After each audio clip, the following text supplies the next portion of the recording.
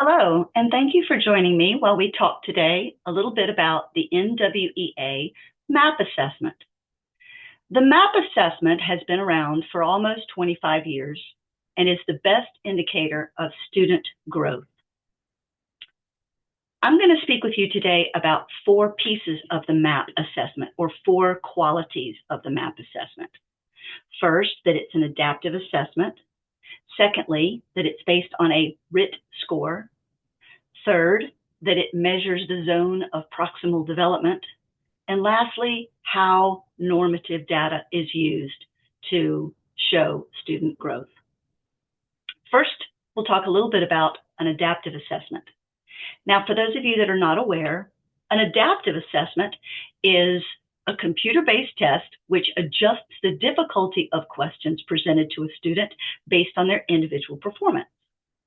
Each student sees a unique set of questions tailored to their ability level, allowing for a more precise measurement of their academic achievement and growth across subjects such as math and reading.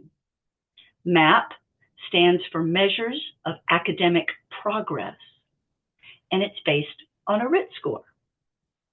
What is a RIT score, you might ask? Excellent question.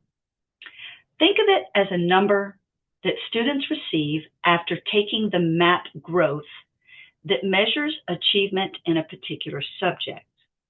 The score is then placed on a RIT scale that has these three characteristics. Number one, a RIT score is an equal interval scale. Think of it as inches on a ruler. This means that the difference between a score of 150 and 155 is the same as a difference between the score of 190 and 195. Secondly, it's also a vertical scale, and that means that it captures a range of abilities regardless of grade level and makes it possible to measure growth over time. And thirdly, it's a stable scale, which means that a RIT score today means the same as it did 5 years ago.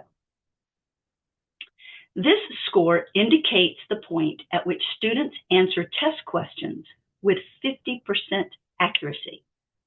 Why just 50%, you might ask?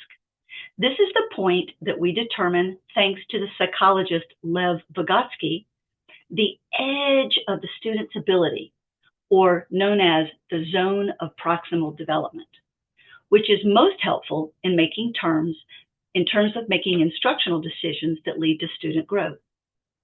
This zone of proximal development is the gap between what a learner can do independently and what they can do with help.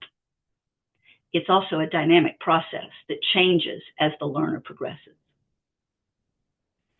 Once a student receives that RIT score, it's literally just a number that indicates an achievement level.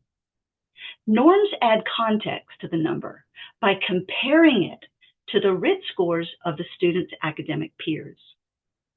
Norms reveal the distribution of achievement scores across the RIT scale of students across the nation of the same grade, same subject, and same instructional exposure. Now, instructional exposure is very important.